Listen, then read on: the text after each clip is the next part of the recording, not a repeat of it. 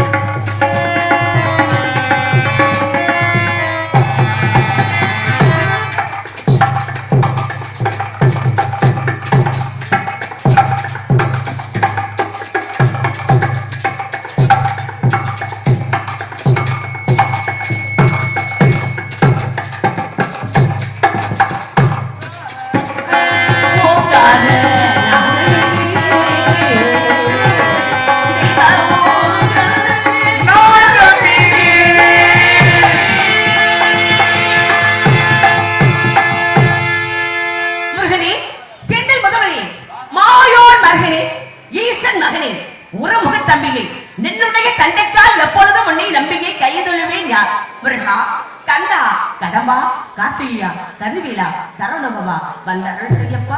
என்னையும் இந்த நாட்டு மக்களையும் நீதான் போற்றி புகழ வைக்க வேண்டும் முருகா. என் தந்தையின் பெயர் நம்பிவதனாகும். தாயை நன்றி மோகன் என்று அழைப்பார்கள். என்னுடன் பிறந்த ஒரு 7 பேர் அண்ணன்மார்கள் உண்டு. என்னை வள்ளி என்று அழைப்பார்கள். எங்கள் குலதெய்வ மன்ன முருகனை வணங்கிவிட்டு பிறகு கதையை தொடங்குவோம். முருகக் கடவுள் எப்பேற்பட்டவர் எல்லா மக்களுக்கே தெரியும். இப்ப எல்லாமே ஆன்மீகத்துல எல்லாருமே எவ்வளவு ஒரு பக்தர்கள், எவ்வளவு ஒரு அமைப்பு, தெய்வ கிராமத்து தெய்வத்தை வணங்குறது. ஏன் இப்படி நம்ம வணங்குறோம்? நம்மளை காக்கக்கூடியது கடவுள், படைக்கப்பட்டவர் அவர். உலகத்து மக்களுக்காக வேண்டி மக்களை படைத்து அந்த மக்களையும் காக்கக்கூடியது கடவுளுடைய நம்பிக்கை, அவருடைய கடமை. ஆனா நம்ம என்ன பண்ணணும்? தெய்வத்தை வழிபடணும். எல்லாம் பெண்கள் அதிகமாக இருக்குங்க. என்ன பெண்கள் என்ன பண்ணணும் அப்படி சொன்னா, அந்த அன்னை பராசக்தி, ஆதி பராசக்தி அமைப்புல இருக்கக்கூடிய அந்த குங்குமத்தை பெண்கள் சுமங்கலியாக இருக்கக்கூடியவர்கள் குங்குமத்தை வைக்கணும். எதுக்கு சொல்றேன்னா, இப்ப எல்லாம் நாகரிகம் மாறி போயிடுச்சுன்னு அந்த ஸ்டிக்கர் போட்டு வைக்கிறாங்க. சிறு பிள்ளையாக இருக்கிறவர்கள் வைக்கட்டும். சுமங்கலி அவ்வளவர்கள் என்ன பண்ணணும்? காலையில் எழுந்த உடனே முகங்கால கழுவிட்டு பிரம்ம முகூர்த்தத்துல 4:30 to 5:30 மணிக்குல குளிக்க கூட வேண்டாம். நீங்க வாயை கொப்பளிச்சுட்டு கைகால அலம்பிட்டு அகல் விளக்குனா மண் விளக்கு ஒரு 2 விளக்குல தீப அனிதினமும் ஏற்றிக்கிட்டு வாங்க. அந்த சுடர் ஒளி அந்த வீட்டுல எப்படி பிரகாசமா எரிகிறதோ அதே மாதிரி உங்களுடைய வாழ்க்கையும் நல்லா இருக்கும். நீங்க என்ன நினைக்கிறீங்க, என்ன நினைச்சு அந்த தீபத்தை ஏத்துறீங்களோ அது கட்டாயமா நிறைவேறும். என்ன பிரம்ம முகூர்த்தம்னா, பிரம்ம முகூர்த்தத்துல என்ன பிரம்மனே உருவாக்குவாங்க. பிரம்மன் எப்படிப்பட்டவர்? அதாவது யாகத்தில் இருந்து அவர் எந்த நேரம் மந்திரத்தை ஓதிக்கிட்டே இருக்கக்கூடியவர். அந்த நேரம் என்ன நேரம்னா 4:30 to 5:30 மணி. அதே மாதிரி நான் சொன்ன பத்தியில சுமங்கலி அவங்களை பொட்டியே வைக்கணும் அப்படின்னு சொன்னா, அன்னை ஆதிபராசக்தி நெற்றியில அவர் நெற்றி கண் இருந்துச்சு ஆதிபராசக்தி. அப்ப அந்த ஆதிபராசக்தி கண்ணுல இருந்த அந்த நெற்றி கண்ணை புடுங்கி யாரு எடுத்து சொன்னா சிவபெருமான். சிவபெருமான் எடுத்து அந்த கண்ணை நீங்களே எடுத்துக்கன்னு சொன்னால் அவர் பிடுங்கி அவர் நெத்தியில வச்சுக்கும் பொழுது அந்த புடுங்கின இடம் குழியாக இருந்தவன ரத்தத்தை வலிஞ்சிச்சு. அப்படி பறிச்சு எடுத்த உடனே அவர் கட்ட விரலால ஏத்தி அந்த குங்குமமாக அந்த ரத்தத்தை அமுக்கி என்ன பண்ண அந்த குங்குமத்தை திலகமாக வச்சாரு. யாருக்கு? அன்னை பராசக்திக்கு. அந்த திலகம் அந்த நெற்றியில அந்த குழியில விழுது பாத்தீங்களா, அந்த சிகப்பு ரத்தத்தை தான் நம்ம இன்னைக்கு ஆதிபராசக்தியாக சிவனுடைய அம்சமாக நம்ம நெற்றியில நம்ம குங்குமத்தை வைக்கிறோம். இந்த குங்குமத்தை வச்சா உங்களுடைய கணவனும் பிள்ளை மரத்துல வெளியில போயிட்டு வரும்போது நல்லபடியா போயிட்டு வருவாங்க. ஏன்னா தெய்வ அந்த சக்திக்கு அவ்வளவு ஒரு குங்குமத்துக்கு அவ்வளவு ஒரு சக்தி. எல்லாம் எதுக்கு சொல்றேன்னா, அந்த ஸ்டிக்கர் போட்டு நாகரிகம் மாதிரி வச்சு வைக்காதீங்க. என்ன பரம்பரையில நம்ம அடிப்படையில இயற்கையாக வரக்கூடியது என்ன மஞ்சளும் குங்குமம். என்ன அந்த குங்குமத்துக்கு மஞ்சளுக்கு சிறப்பு எதுவுமே இல்லை. அத எதுக்கு சொல்ல வரேன்னா, இந்த கலியுகத்துல இந்த முருகக்கடவுள் மக்களுக்காக வேண்டிய மகாபாரதம் ராமாயணத்தை எடுத்துக்கங்க. கலியுகத்துல அதாவது கடவுள் தமிழ் கடவுள் கந்தன். இப்ப ராமாயணமும் மகாபாரதத்துல யாருமே இல்லை. மண் மத பொன் பொருள் மனுஷர்கள் எல்லாமே போர்க்களத்துல அழிஞ்சு போயிட்டாங்க. ஆனா அதே முருகன் கலியுகத்துல முருகனையே சூர பகவானை எதுக்காக வேண்டி அழிக்காம அவருக்கு உயிர் கொடுத்தார். மாமரகம் மாறி 2 பிளம்பாக பிளந்து சக்தி வேலை வச்சு முருகன் என்ன பண்ணாரு? உயிர் கொடுத்தாரு. சேவலாவும் மயிலாகவும்.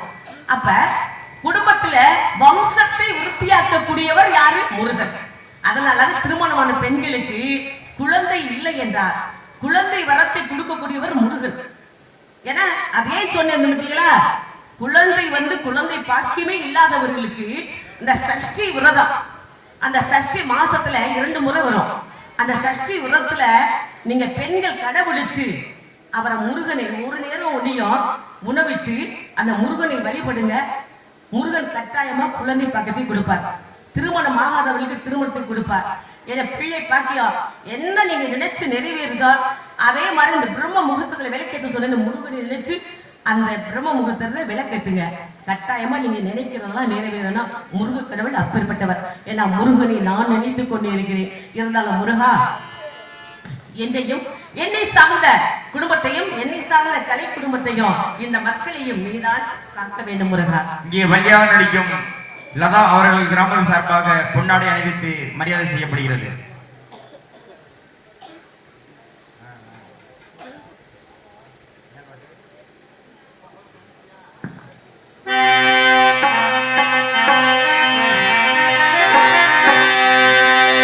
திருப்பரங்குன்றத்தில் சிரித்தாள் முருகா, திருத்தணி மண்ணில் ஒலிக்கும். திருப்பரங்குன்றத்தில் நீ சிரித்தாள் முருகா, திருத்தணி மண்ணில் எதிரொலிக்கும். திருப்பரங்குன்றத்தில் சிரித்தாள் முருகா, திருத்தணி மண்ணில் எதிரொலிக்கும். திருச்செந்தூரில் நீராடும் திருப்புகழ் பாடி கடலாடும். திருப்பரங்குன்றத்தில் சிரித்தாள் முருகா, திருத்தணி மண்ணில் எதிரொலிக்கும்.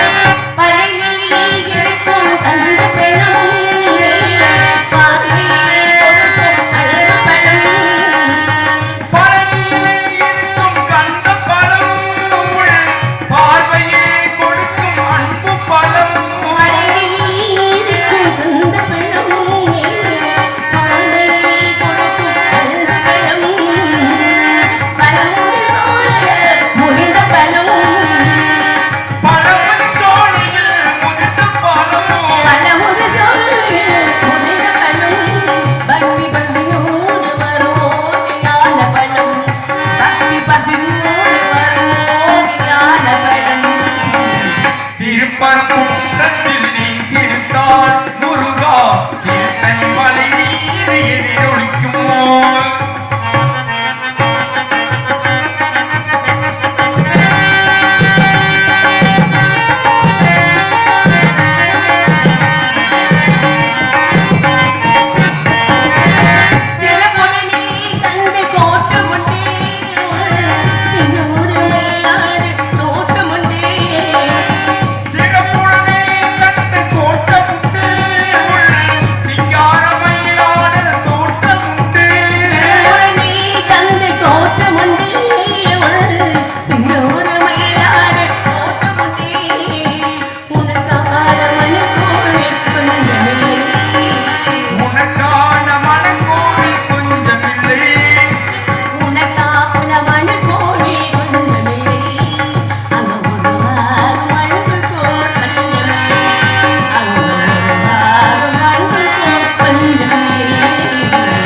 திருப்பரங்குன்றத்தில் நீ சிரித்தாள் முருகா, நீர் எதிரொலிக்கும்.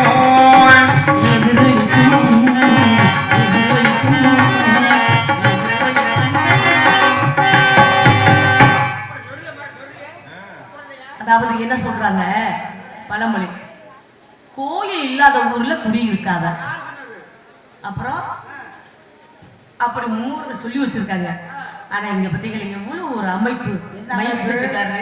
ஏன்னா அதே மாதிரி மக்கள் இந்த திருவிழாவை கொண்டாடணும், நோய் நொடி இல்லாம மக்கள் குறையின்றி செல்வத்தோடு வாழணும், நல்ல மழை பெய்யணும், நாடு செழிக்கணும் சொல்லி இப்படி ஒரு திருவிழாவை வச்சு இந்த திருவிழா வள்ளி திருமணத்தை யார்கிட்ட கொடுத்துருக்காங்க அப்படின்னு சொன்னா வாழைச்சந்திரன். என்ன அந்த பாலச்சந்திரன்னா என்னன்னு தெரியுமா? பாலன்னா முருகன். முருகன் பாலன்னா சிறுபிள்ளைன்னு சொல்லுவாங்க. ஏன்னா ஒரு குணம் வந்து எல்லாருக்குமே நல்லவராக சிறுபிள்ளை குணமாக யாரு என்ன சொன்னாலும் தட்ட மாட்டார். ஏன்னா அப்பேற்பட்ட குணம் உள்ளவர். அதே மாதிரி சந்திரன் அப்படி சொன்னா பகல்ல வரக்கூடிய சூரியன், இரவுல வரக்கூடியது சந்திரன். ஆமா, அந்த பாலச்சந்திரன் சந்திரன் வந்து ஒளி கொடுக்கக்கூடியவர். அதே மாதிரி அவரை நம்பி எல்லாரும் கொடுங்க நாடகத்தை வள்ளி திருமணம் என்ன இன்னைக்கு நடக்கக்கூடியது. ஏன்னா எல்லாருமே எப்பேற்பட்டவங்க வந்திருக்காங்கன்னா என்ன எல்லாருமே எல்லாம் நடிக்கக்கூடியவர்கள், சிறப்பானவர்கள், எல்லாம் கண்டுகளிக்கிற நீங்க. முருகன் வரும்போது முருகன் வந்து செவ்வாய் நோக்கம் உள்ளவர், செவ்வாதோஷம் சொல்லுவாங்க. என்ன அப்பப்பட்ட ஆணுக்கோ பெண்ணுக்கோ இருந்தால் அந்த முருகன் வரக்கூடியதை நீங்க பார்த்து அவரை நீங்க என்ன வணங்கி என்ன நீங்க நினைச்சு கேட்கிறீங்களோ அது கட்டாயமா நடக்கும். அது மாதிரி என்ன சுருக்கமாக சொல்ல போனா இப்ப தெய்வத்தை வழிபடணும். அப்படி தெய்வத்தையே நினைச்சுக்கிட்டு இருக்கிறவங்களுக்கு, தெய்வத்தை தொழுகிறவர்களுக்கு, தெய்வத்தின் நாமத்தை சொல்லுவவருக்கு சீக்கிரம் அது கூடிய சீக்கிரத்தில் நல்லது நடக்கும். ஐயா எப்படி நல்லது நடக்கும் நீங்க நினைக்கிறீங்க? எப்படி அப்படின்னு சொல்ல போனா ஐயா பழமையான மன்னர்கள் இருக்கக்கூடிய நாட்டுல பழமையான நாடு இப்ப மாறிடுச்சு. இந்த நாடுதான் என்ன இந்த நாட்டுல அதாவது பிச்சைக்காரங்க 2 பேர் இருக்காங்க. பிச்சைக்காரனா தர்மம் இருக்கக்கூடியவர்கள், தர்மம் செய்யக்கூடியவர்கள் இருக்காங்க. அப்ப இந்த பிச்சைக்காரர்ல 2 பேர் வகை. எப்படி தெரியுமா? ஒருவன் தெய்வ நாமத்தை நமச்சிவாயா நமச்சிவாயா அப்படின்னு சொல்லி பிச்சை கேட்டிருக்காரு, பிச்சை இருக்காங்க, தர்மம் இருக்காங்க. இன்னொருத்தரை அந்த நாட்டில் இருக்கக்கூடிய மன்னர் பெயரை, மன்னர் வாழ்க, மன்னன் நாம வாழ்க, மன்னனுடைய நாட்டு மக்கள் வாழ்க அப்படி சொல்லி மன்னரையே சொல்லிக்கிட்டு இருந்திருக்காரு. இப்ப இவருக்கு தர்மம் கொடுத்துருக்காங்க. அப்ப அந்த காலத்துல எல்லாம் மன்னர்கள் எப்படின்னா இரவு நேரத்துல வீதி உலா வருவாங்களாம். எப்படி இரவு நேரத்துல மக்களை பாக்குறதுக்கு மன்னர்கள்ட்ட நேரடியா சொல்ல மாட்டாங்களா குறைகளை. அப்ப அந்த இரவு நேரத்துல வந்து ஒவ்வொரு வீட்டுகளையும் என்னென்ன குறைன்னு சொல்லி மன்னர்கள் பார்ப்பாங்களாம். அப்ப இந்த இரவு நேரத்திலையும் பார்க்காம மன்னர் வாழ்க, மன்னருடைய மக்கள் வாழ்க, மன்னர் நாம வாழ்கன்னு சொல்லி அவர் பிச்சை எடுத்துக்காரு. இந்த மன்னர் காதுல விழுந்துருச்சு. அடடா நம்ம பேரை நம்ம உச்சரித்து நம்மளுடைய மன்னர் வாழ்கன்னு சொல்லி இப்படி ஒரு குணமுள்ளவனா இருக்கானே, நம்மளை வந்து உயர்த்தி சொல்லக்கூடியவன், இவனுக்கு ஏதாச்சும் நம்ம செய்யணுமே. ஏன்னா இவன் பிச்சை எடுக்க கூடாது, நம்ம மன்னர் வாழ்கன்னு சொன்னதுனால இவனை வந்து நல்ல நிலைமையில வைக்கணும் அப்படின்னு சொல்லி இந்த மன்னருக்கு ஒரு திருவிழா உண்டாக்குறாரு. ஒரு பிறந்த நாள். இந்த பிறந்த நாள்ல எப்படியாச்சும் அவனை வர வைக்கணும் அப்படின்னு சொல்லி இவர் என்ன பண்றாரு, மன்னர் எல்லா நாட்டில் உள்ளவர்கள் எல்லாருமே வாங்க, அதாவது பசியை போக்கிட்டு நான் ஒரு பரங்கி பழம் தருவேன், இந்த பரங்கி பழத்தை நீங்க வாங்கி போய் சமைச்சுக்கோங்க அப்படின்னு சொல்லி இவர் மன்னர் சொல்லிடுறாரு. அதே மாதிரி இவன் என்ன பண்ற, எல்லாரும் வர்றாங்க, எல்லாரும் சாப்பிடுறாங்க, ஒவ்வொரு அந்த பரங்காயை எடுத்துட்டு போறாங்க. இந்த மன்னர் நாம வாழ்க, மன்னர் நாம வாழ்கன்னு சொல்லி சொன்னவனுக்கு என்ன கொடுத்தாரு தெரியுமா பரிசா? இவன் பிச்சை எடுக்க கூடாது நம்ம பேரு சொன்னனால அந்த பரங்கி காய்க்கில பொண்ணும் பொருள் என்ன தங்க நகை என்ன காசுகள் பொற்காசுகள்லாம் வச்சு அதை பக்குவமா எடுத்து வச்சு இவன் கையில கொடுக்க. இவன் எப்படி வாங்கிட்டான் கொஞ்சம் சுருக்கமா, ஏன்னா தெய்வத்துடைய நாமத்தை சொல்றேன் என்ன. அப்ப இதை வாங்கிட்டு போய் இவர் என்ன பண்றாரு, வீதியில இதை வித்துருவோம்னு நிக்கிறாரு. அந்த தெய்வ நாமத்தை சொன்னவன் என்ன பண்ண தெரியுமா, அவன் வீட்டுல அவங்க அம்மாவுக்கு அப்பாவுக்கு அன்னைக்கு அமாவாசை திதி எல்லாமே ஒரு 10 பேருக்காச்சும் நம்ம சமைச்சு போடணும் அப்படின்னு சொல்லி தெய்வ நாமத்தை செய்ய, அதாவது பிச்சைக்காரன் என்ன இருந்தாலும் பிச்சை எடுக்கக்கூடியவனா இருந்தாலும் அவன் என்ன பண்றான், அம்மா அப்பாவை வணங்கி அந்த அமாவாசை என்று ஒரு 10 பேருக்காச்சும் நம்ம கையால சாப்பாடு கொடுக்கணும் அப்படி சொல்லி இவர் என்ன பண்றாரு, பரங்கிக்காய் இல்லையே கூட்டு செய்யன்னு சொல்லி அந்த தெய்வ நாமத்தை சொல்றவே அவன் என்ன பண்ற, வீதியில வர்றேன்.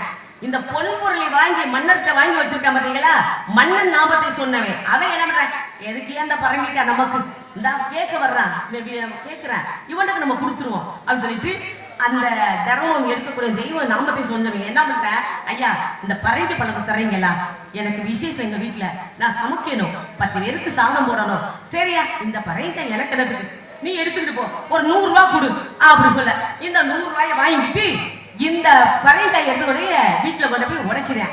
உடைச்ச உடனே யாரு, தெய்வ நாமத்தை சொன்னவனுக்கு எங்கே வந்துருது பாத்தீங்க. எதுக்கு சொல்ல வரேன், மன்னன் நாமத்தை விட தெய்வ நாமத்தை சொல்லுங்க. என்ன நம்ம மன்னர்களையும் போராட்டணும் பாராட்டணும் தான் என்ன இருந்தாலும் அந்த தெய்வ நாமத்தை சொன்னவனுக்கு இந்த பறவைக்கு அந்த தெய்வமே இவன் வீட்டுக்கு வந்துருது, இவன் வீட்டுக்கு கொடுத்துருது. என்ன பண்ற, இந்த பறவைக்காய் போய் உடைச்சா அதுல பொண்ணும் பொருளுமா இருக்கு, அதை வீடு கட்டி வாசல் கட்டி பெரியவனா வந்துடுறேன், பெரிய மாடி வீடு. இதே உலா கொஞ்ச நாள் சென்று மன்னர் வர்றாரு, என்னடா இந்த வீதியில வந்து இவ்வளவு பெரிய வீடு இவ்வளவு ஒரு பங்களாவா கட்டியிருக்காங்க, அவ யாரு? அப்ப நம்ம தர்மம் சேர்ந்த பார்த்தீங்களா, பழம் கொடுத்துமே பரவாயில்ல நம்ம நாமத்தை சொன்னமே மன்னன் நாமத்தை சொன்ன அவனா இருக்குமோ அப்படி சொல்லி பார்த்தா அவன் மன்னன் நாமத்தை சொல்லி பிச்சை எடுக்கிறான். ஆனா தெய்வ நாமத்தை சொன்னவன் எங்க இருக்க? தெய்வம் நினைச்சா எதுக்கு நடக்கும். அதனால அவன் தெய்வம் என்ன பண்ணுச்சு, இந்த பறை கையை அவன் வீட்டுக்கு போயிருச்சு. அவன் பெரிய பணக்காரன் ஆயிட்டான். அதான் அடி உதவுற மாதிரி அண்ணன் தம்பி உதவ மாட்டேன். அடி உதவுற மாதிரினா அண்ணன் தம்பி உதவ மாட்டேன்னா, அடி உதவுற மாதிரினா அடி தெய்வத்துடைய பாதம். அந்த பாதத்தை நம்ம பற்றி விட்டால் அந்த தெய்வம் நமக்கு நல்ல அனுகிரகம் கொடுக்கும். அதனால ஆத்தாவை வணங்கி விட்டு அந்த அங்காள நமக்கு இன்னைக்கு அமைச்சிருக்கிறது மைக்கு. அப்பா சூப்பர். இது மாதிரி ஒரு இடம் நமக்கு அமையணும். அது மாதிரி நம்ம பக்கா மேல முடிஞ்சிருக்கு. இதே மாதிரியே நமக்கு மைக் அமையணும். நல்லா இருக்கு, பாராட்டணும். நன்றி நன்றி. கோலவிலியம்மா ராஜகாளியம்மா பாளைய தாயம்மா மகாருமாயம் மாரியம்மா பரகாளியம்மா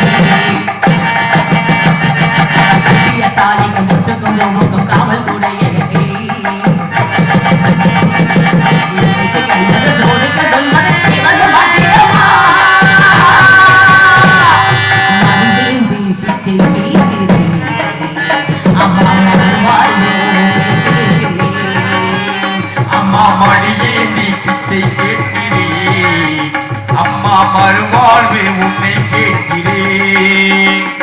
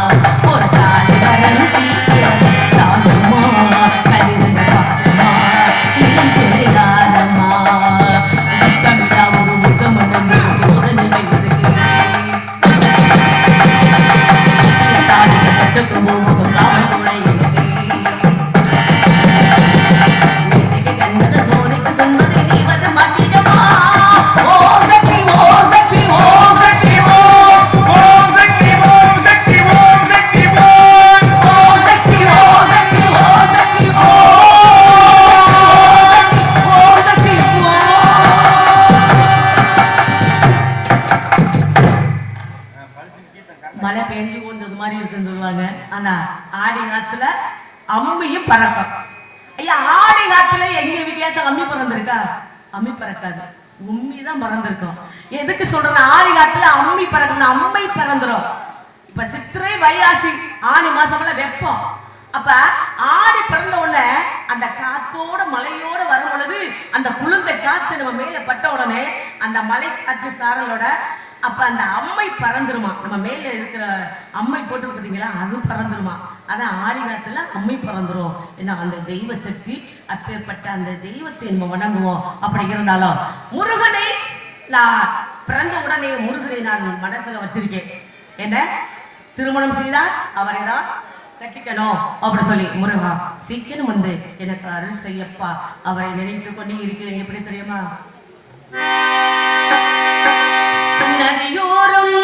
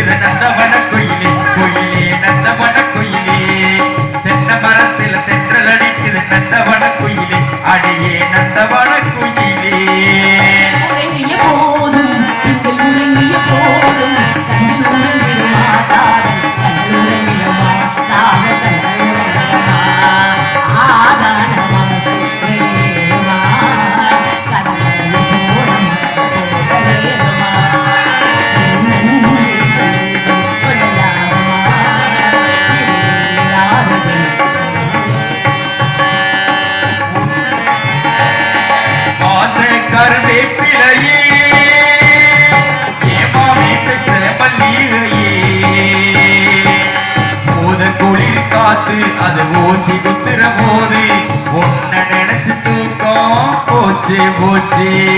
வாச கருவேப்பிலையே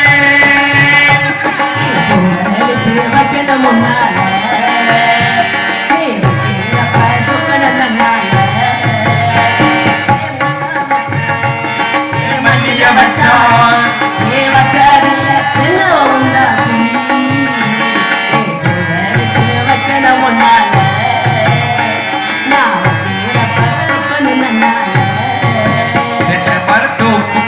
குயிலே குயிலே என தேடி வந்து செய்தி சொன்ன குயிலே குயிலே என்ன மருத்துவக்குள்ளே குயிலே குயிலே ஆரங்கள் தானுங்க ஆரங்கள் தானுங்க திருவான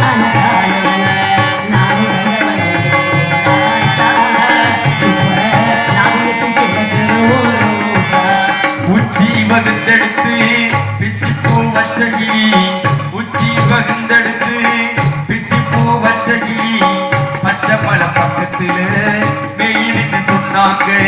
மெய்துன்னு சொன்னதுல நாயம் என்ன கண்ணாத்தான் ஒத்தையடி பாதையில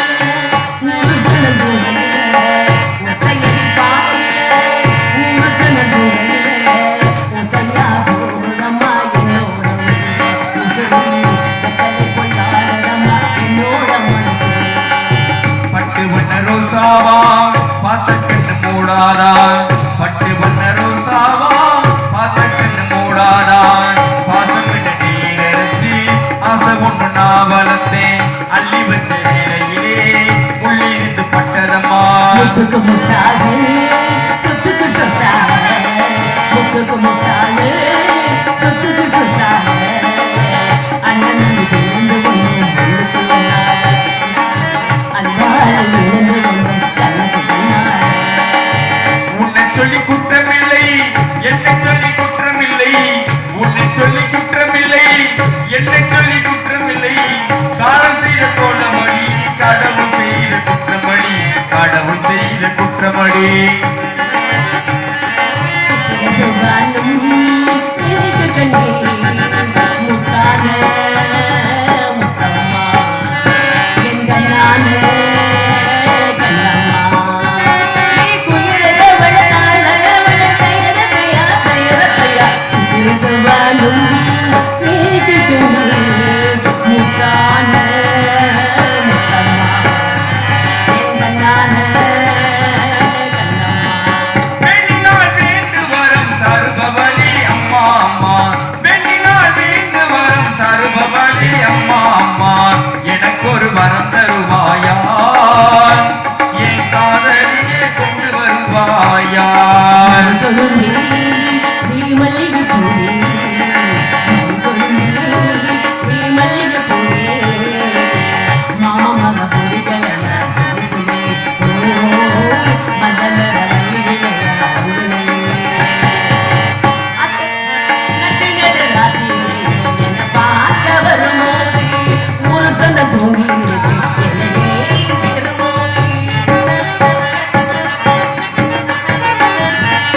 தாலி கட்டி கூட்டி கொண்டு தஞ்சாவூர் போகும்போது தாமது பொன்னியோடு மாறோடு தாயுமோடு உன்னப்போ மனச வைக்கிறையா ஓ பிரிவு உசுர போக்குறையா உன் பிரிவு உசிர போக்குதடி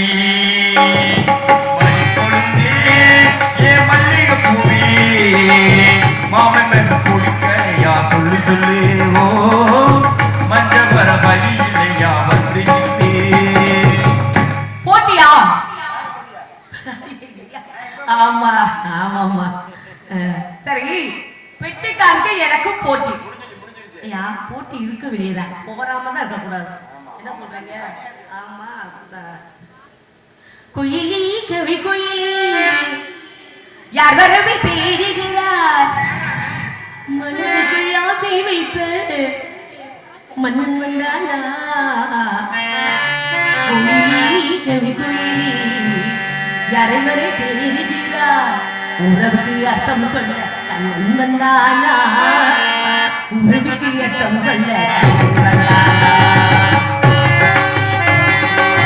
குயிலே கவி குயிலே யாரையும் பாடுகிறாய் குயிலி கவி குயிலி யாரை என்னை பாடுகிறார் உறவுக்கு அர்த்தம் சொல்ல மன்னன் வந்தானா குயிலே கவி குயிலே யாரையும் பாடுகிறாய் உறவுக்கு அர்த்தம் சொல்ல கந்தன் வந்தானா உறவுக்கு அர்த்தம் சொல்ல கந்தன் வந்தானான்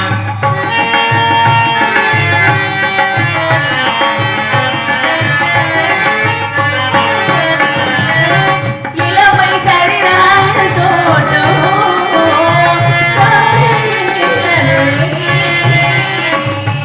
விரிவு சுவைக்கான உள்ளோ இளமை உறவாடுமே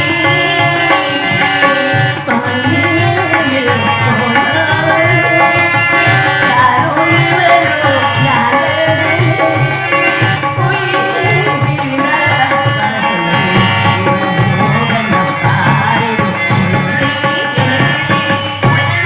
கவி குயிலே பாடுகிறாய் உறவுக்கு அர்த்தம் சொல்ல கண்ணன் வந்தானா குயிலி கவி குயிலி யாரை தேடுகிறார் உறவுக்கு அர்த்தம் சொல்ல கண்ணன் வந்தானா உறவுக்கு அர்த்தம் சொல்ல கண்ணன் வந்தானா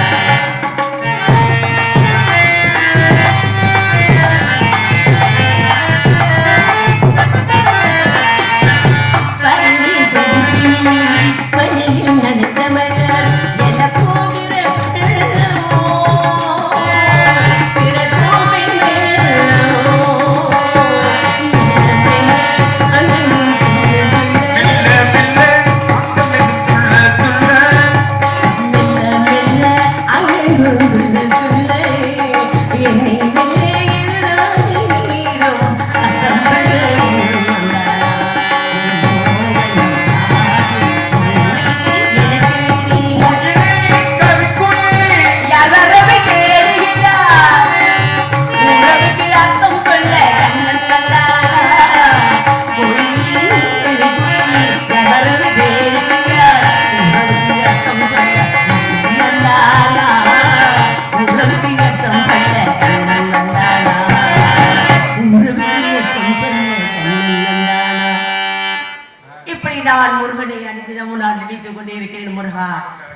எனக்கு வந்து அருள் செய்யப்பா வேலவா கந்தா கடம்பா கார்த்திய கதிர்வேலா சரவண பவா முருகா வேலவா.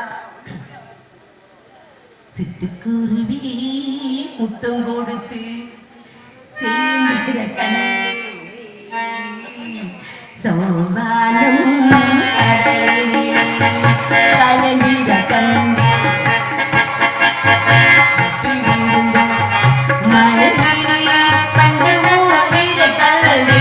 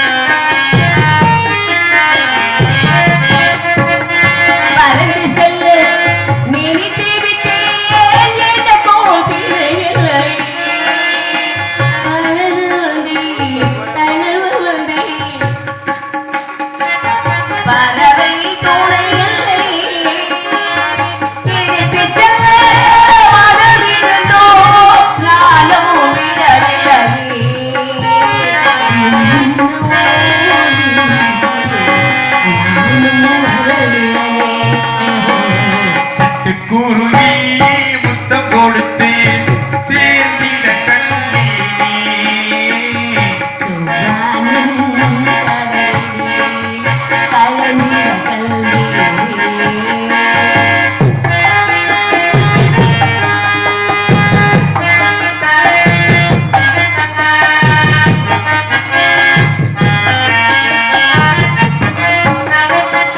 கல்வி